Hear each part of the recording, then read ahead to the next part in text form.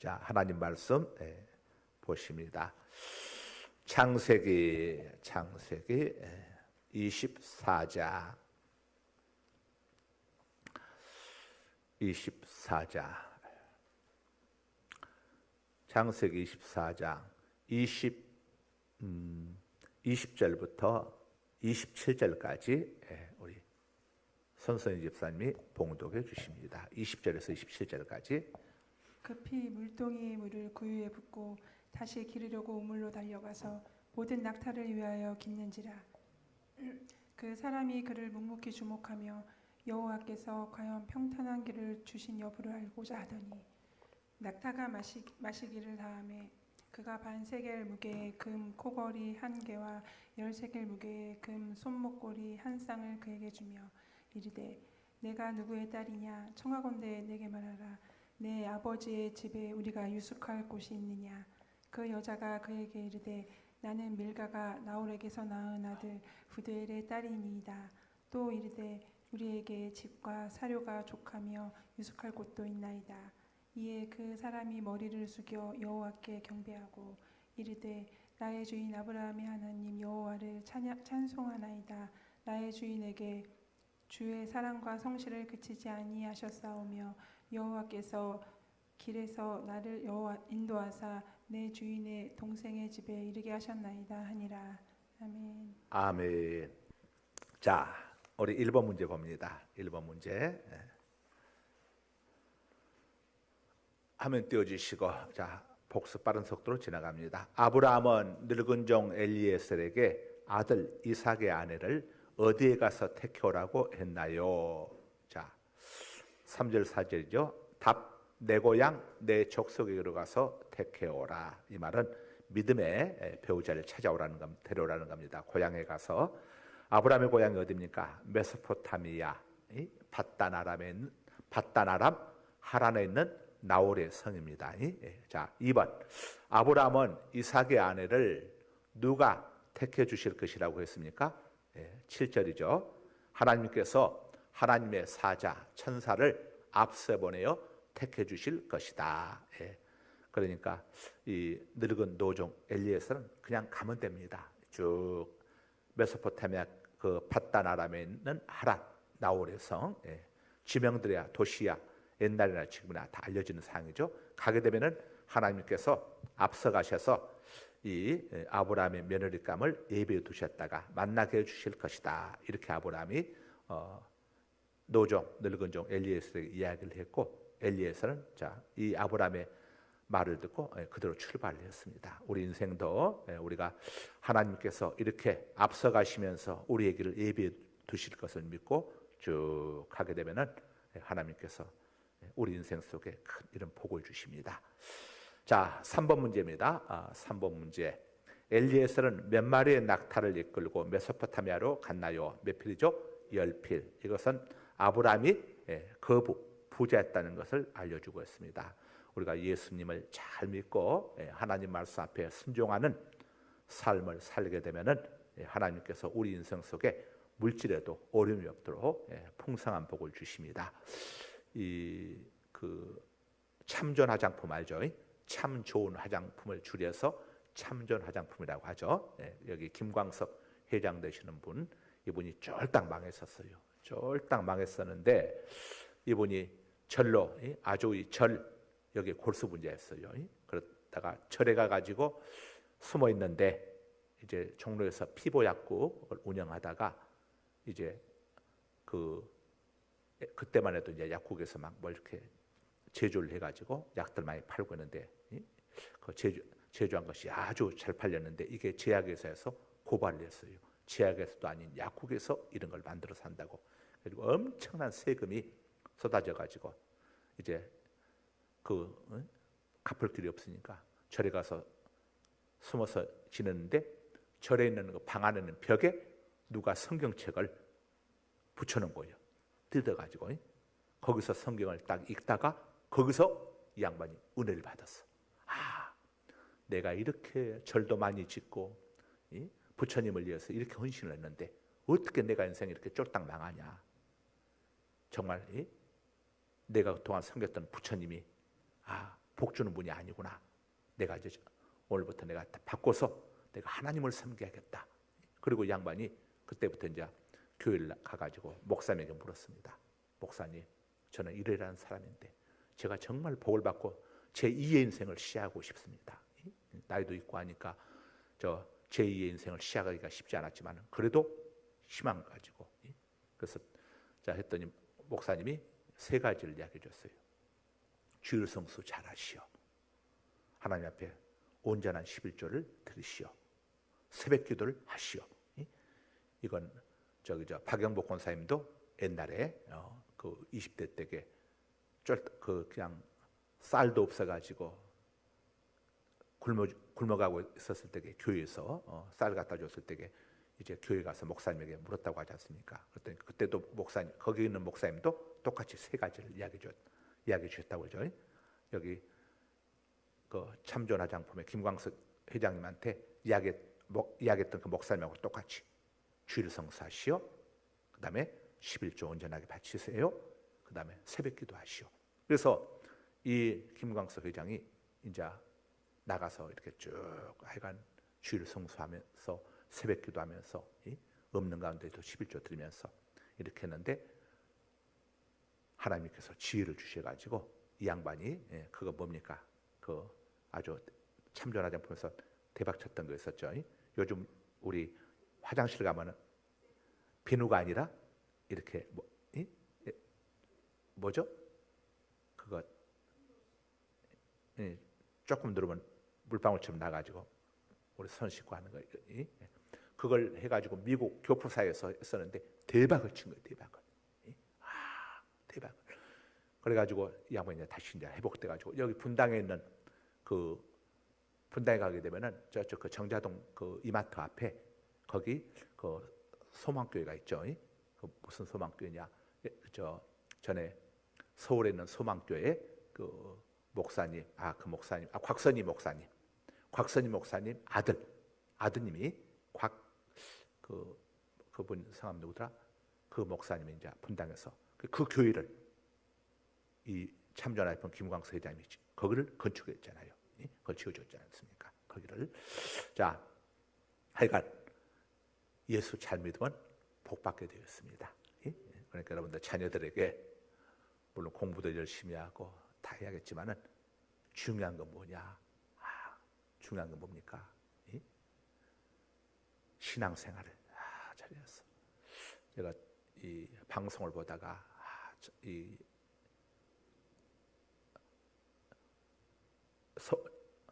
대학을 들어갈 때 1등으로 들어가고 또 졸업을 할 때도 1등으로 졸업을 하고 아주 인류 회사에 거기에 이제 합격을 해가지고 아주 부잣집 회사 딸하고 약혼까지 했는데 차를 타고 가다가 사고를 당해서 사람이 식물인간이 되어버린 것이에요. 우리 인생은 내가 그걸 보면서 공부만 잘한다고 해서 이게 되는 게 아니구나. 제 절친 중에 지금도 이제 연락을 하고 있는데 저하고 절친 친구예요.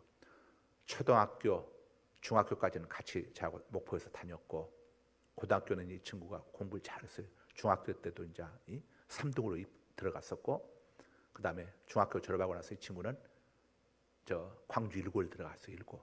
광주 1고 들어가가지고 이따가 서울대를 들어갔어요. 서울대를 들어가가지고 또 카이스트까지 나왔어요. 그래서 이제 대전에 있는 그 연구로 이제 간 친구인데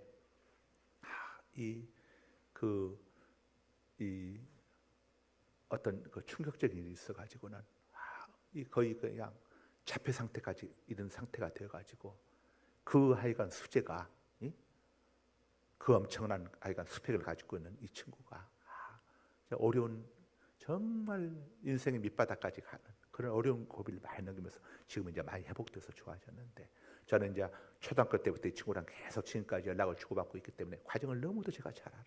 우리 송 목사도 이제 알고 있지만 저 친구한테 보면서 우리 인생이라고 하는 것이 내가 열심히 노력하고 힘쓰고 애써서만 되는 것이 아니구나. 정말 하나님의 플러스 알파, 하나님의 은혜가 없으면은 하나님의 도우심이 없으면은 정말 안 되는구나 하는 것을 이렇게 또 우리가 보게 됩니다. 그래서 여러분들 우리가 스펙이 볼 것이 없고 저기에도 하나님이 은혜 주시면, 우리가 전에 그 루키서 통해서도 봤지만 룻은 모함 여인이었잖아요. 하나님의 총에 들어올 수 없는, 여호와의 총에 들어올 수 없는 버림받은 그런 모압의 딸이었지만 시어머니 나오미를 따라가지고 베들레헴에 들어와가지고 하나님께서 복을 주셔가지고 제2의 인생이 열리면서 보아스를 만나가지고 예수님의 직계 조상이 되고 마태복음 1장에 메시아의 족보에 오른 이런 복을 받지 않습니까? 그러니까 우리가 사람의 힘과 노력으로 되는 것이 아니라, 물론 우리 인간의 힘과 노력이 필요 없다는 게 아닙니다. 그게 있어야지만 정말 중요한 것은 하나님의 플러스 알파, 하나님의 은혜가 있어야 합니다. 그래서 여러분들 오늘 또 기도했지만 자녀들 위해서 기도의 물을 많이 주십시오. 기도의 물을 많이 주세요. 보니까 부모들이 자녀들 위해서 기도의 물을 많이 주는 이런 자녀들은 반드시 곁길로 가더라도 하나님께서 이렇게 하시더라고. 이렇게 하시더라고요. 여러분들 자녀들 위해서 기도의 물을 많이 주세요. 그럼 메마른 땅도 비가 내리게 되면 옥토가 되는 것처럼 여러분들이 기도의 단비를 많이 자녀들 위해서 하게 되면 자녀들 인생이 옥토가 되는 거예요. 옥토가. 자, 그 다음에 4번 들어갑니다. 엘리에셀은 이삭의 신부감을 알아보는 증거를 하나님께 어떻게 구했나요? 어떻게 구했습니까? 하나님 앞에 엘리에셀 이렇게 기도합니다. 하나님, 메소포타미아 밧단아람 하란에 있는 나홀의 성으로 제가 갑니다. 대한민국 경기도 용인시 기흥구로 보라동으로 제가 가는데 그 보라동에 수많은 처녀들이 있을 텐데 어떤 처녀인지 제가 어떻게 알겠습니까? 그러니까 거기 많은 처녀들 가운데 한 처녀에게 제가 우물가에서 물을 길러오는 처녀에게 제가 물을 달라고 이야기를 하겠습니다. 그건 할 수 있잖아요. 우물가에 가서, 왜냐 그 당시에는 우물들이 많지가 않았어요.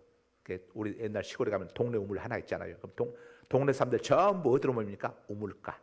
우물가에서 말이 다 나오잖아요. 누구 집 누구는 어떤 단에 누구는 어떤 단에, 우물가에서 모든 소문의 진원지가 우물가예요. 거기서 다 나와. 우물가에 가서 거기에 가면 또 물길로 온 처녀들이 얼마나 많겠습니까? 그 중에 한 처녀에게 제가 물을 달라고 할 때에 나에게뿐만이 아니라 제가 어르신께만이 아니라 어르신이 데리고 온 이 10필의 낙타에게도 제가 물을 먹이겠습니다. 이 낙타들 얼마나 또 목이 마르겠습니까? 이렇게 대답을 하는 처녀가 있다면 그 처녀를 하나님께서 우리 주인을 위해서 예배하신 처녀로 알겠습니다. 이렇게 하나님께 기도한 거예요. 여러분들도 여러분 자녀들 배우자감들 구할 때에 하나님 앞에 좀 구체적으로 기도를 해요. 제가 이렇게 물어볼 때에 이렇게 대답하는 그 처녀, 그 총각이 내 딸의 배우자감으로 내 아이의 이렇게 신부감으로 제가 알겠습니다. 여러분들이 하나님 앞에서 해가서 하고 그걸 또 알려줘요. 근데 또 애들에게 알려주면 여러분들이 가서 또 지조하나한테 우리 엄마가 이렇게 물어보면 이렇게 대답하라고 또 같이 할 수 있으니까 이야기하지 말고 여러분들 혼자 기도하면서 딱 물어보고 하나님 여러분들, 근데 이런 문제만이 아니라 여러분들 다른 문제에 있어서도 이렇게 기도를 구체적으로 하세요. 그러면은 하나님의 응답인지 아닌지를 구별할 수 있는 길이 되니까. 엘리에셀 했던 기도는 우리가 삶 속에 적용할 수 있는 기도가 되는 겁니다. 자, 다음에 5번입니다. 5번. 리브가와 아브라함의 관계는 15절에 나오고 있습니다. 자, 리브가는 누구냐면은 아브라함의 동생 나홀. 자, 자기 동생의 아내 밀가, 제수 씨의 아들. 동생과 제수의 아들이 그러니까 누구죠? 조카. 부두엘이 누굽니까? 조카의 딸. 아브라함 조카의 딸이 조카의 딸이 이제 이 아들의 며느리가 되는 거죠. 그러니까 얼마나 가까운 친족 관계입니까? 이것은 영적으로 믿음의 사람임을, 함께 여호와를 섬기는 믿음의 사람임을 우리에게 보여주고 있는 거죠. 이 그 가나안 땅에 수많은 정말 그 가나안 땅에 얼마나 예쁘고 멋있는 아가씨들이 많이 있었겠습니까? 수없이 많이 있었겠죠. 그러나 그 가운데 한 아가씨도 찾지 아니하고, 우리 성경 속에 그 당시에는 아가씨들이 없어서 멀리까지 아가씨를 구하러 갔나? 아니요. 수없이 많이 있었지만은 그들은 성경 속에 이 구속사가 전개되는 가운데 의미가 없으니까 나오지 않는 거지. 우리가 텔레비전 드라마 보게 되면은 거기에 나온 사람들만이 전부가 아니에요.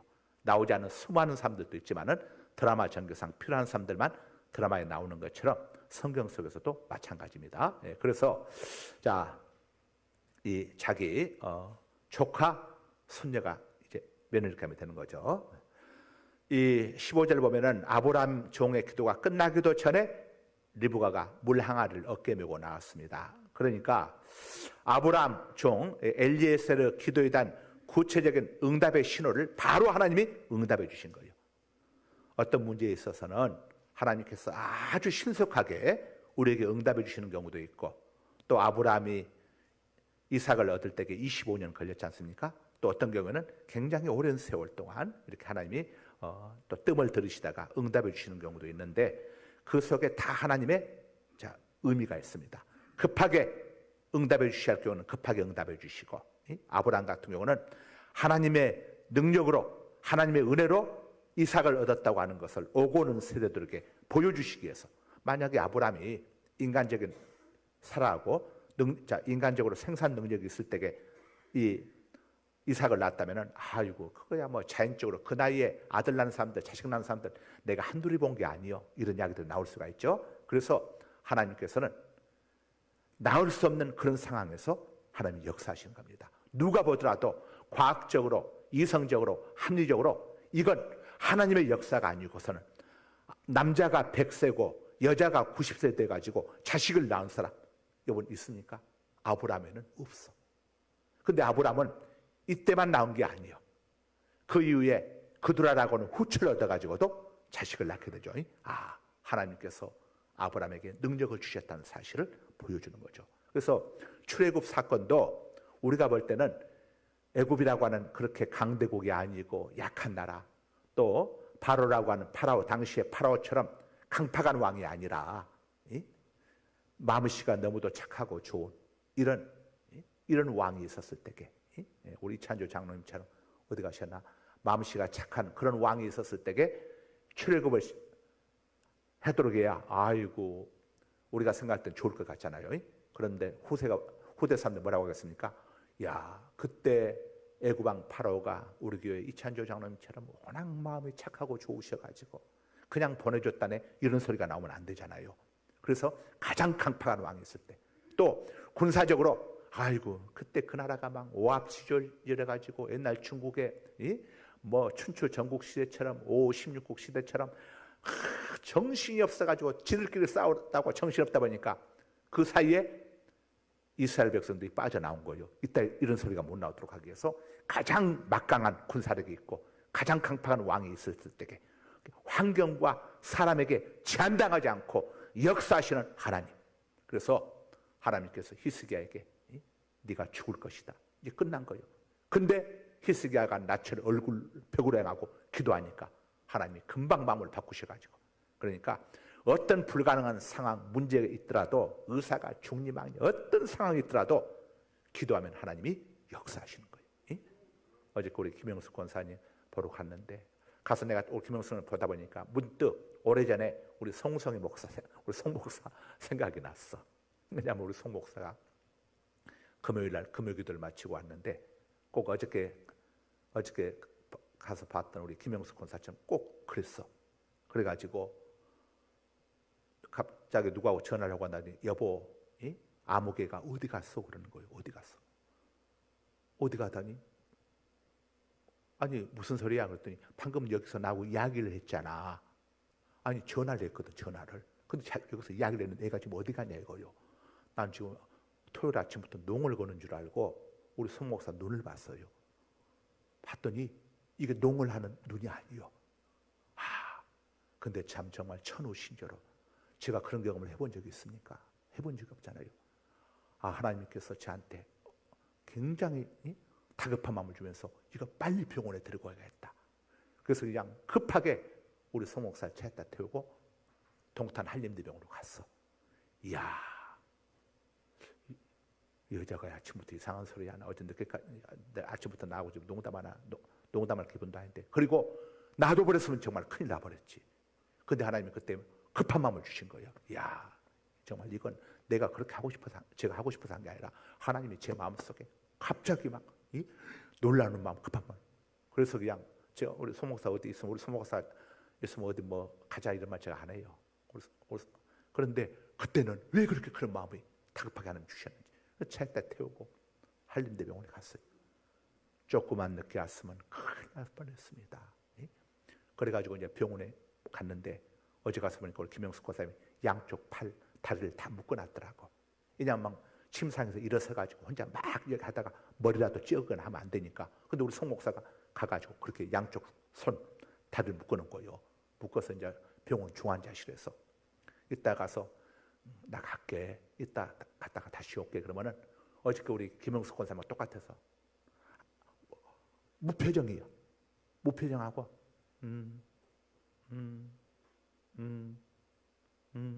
나 이따 올게. 잘했어. 완전히 뭐 이건 뭐 그 눈이 완전히냐 살아있는 눈이 아니지. 와. 그러고 이제 했었는데 야 3주 만에 갑자기 새벽 5시가 됐는데 우리 송 목사가 전화가 왔어. 여보, 내가 지금 왜 이렇게 있는 거야? 왜 내 두 팔을 묶어놨어? 내 다리를 묶어놨어? 정신이 돌아온 거야 이제. 근데 나는 얼마나 내가 그때 거기에서 무지했는지. 나는 의사들이 희한한 내가 없는 사이에 이상한 약을 먹이든가 자기들 무슨 신약들 하면 실험한다고 해가지고 우리 송 목사가 갑자기 이상해진 줄 알았어. 의사를 바꿔달라고 했어. 의사한테 도대체 당신들 무슨 짓을 한 거예요? 우리 집사람한테 무슨 짓을 한 거예요? 그랬더니 의사가 깜짝 놀라서 아니 지금 무슨 말 하는 겁니까? 그러는 거예요. 아니 지금 환자가 좋아진 건데 무슨 말 하는 겁니까? 와, 환자가 좋아져서 정신이 돌아왔다는 이야기를 듣는데 얼마나 반가운지. 나중에 가서 의사 선생님한테 그냥 고개 숙여서 죄송합니다. 제가 몰라서 그렇습니다. 그냥 사과를 듬뿍 했네. 그냥. 야, 그리고 나서 퇴원해가지고 딱 3주. 하여간 그래서 지금 이제 멀쩡하냐. 야, 그 여러분들 집에서 혹시라도 가족들 배우들이 조금 하면은 아니 오늘 이상해 하지 말고 바로 데리고 병원으로 가야했어. 즉시 가야했어. 즉시. 그때 지체하면 큰일 나. 바로 가야했어. 바로. 우리 그 김영숙 권사님 가서 보니까 그래서 전에 그 이제 목포 갔을 때 제가 이제 찍어뒀던 사진들 중에 우리 이제 김영숙 권사님하고 이제 그 옆에 우리 권사님들 같이 이제 뭐 이야기하면서 보니까 우리 김영숙 권사님 뭐가 신났는지 막 품을 잡고 이야기하는 게 있더라고. 가서 그 사진을 이제 보여줬어. 권사님한테 보여주고 그 다음에 이제 우리 그 부활절 때 우리 찬양제 있잖아요. 그때 우리 에덴 그 찬양한 것을 이것을 또 이게 우리 최양구 목사님한테 그걸 좀 보내달라고 해가지고 가서 동영상을 틀어줬어. 그 가운데 이제 우리 그 김영숙 권사님이 리드하면서 하고 세상에 우리 김영숙 권사님을 열심히 보시는데 나중에 보니까 참 눈에 눈물이 가득하겠어. 가까이서 보니까 참 제가 마음이 아프더라고. 기도하는데 얼마나 우리 권사님 때문에 눈물이 나오는지. 우리 송목사 때 가서 내가 그렇게 눈물 안 흘렸던 것 같은데 어제 가서는 그냥 얼마나 눈물이 나오는지. 하나님 우리 권사님 살려주시고 다시 회복시켜 주셔서 주님 하나님 영광 받으시고 이제 나이가 젊은데 하고 나서 실버리도 되고 그래서 이제 어저께 그 요양사 분이 보니까 중국에서 오신 분 같은데 제가 그 양반한테 이렇게 저기를 동영상을 다시 보내줬어. 사진도 보내주고 우리 권사님한테 짬짬이 좀 보여주세요. 보여주세요. 그랬더니 그분이 예 목사님 알겠습니다. 이분이 착하시더라고. 목사님 알겠습니다. 그렇게 할게요. 야, 보시고 좀 회복되도록. 응? 그래서 가깝더라고요. 차로 가니까 흥덕이라 가까워. 한 20분 가서 뭐 주차장도 넓고. 그래서 뭐 가가지고 6층에 가서 거기서 이제 접수 신고하고 코로나 검사하고, 그리고 이제 이상 없으면은 거기 가면 이제 뭐 10,000원 5,000원 1인당 하면 이제 검사하고, 아니면 약국에서 사서 가지고 와도 되고, 약국에서 사면 더 싸겠죠. 예. 그리고 이제 8층으로 올라가면은 있어요. 예, 가서 이렇게 하는데, 참, 그래서 하여간 우리가 이제 기도하고 있으니까, 하여간 우리 송 목사는 3주 만에 돌아왔는데, 우리 김 권사님은 3개월 안에 돌아올 수 있도록, 연세가 있으시니까 돌아올 수 있도록 기도합시다. 거룩하신 아버지 감사합니다.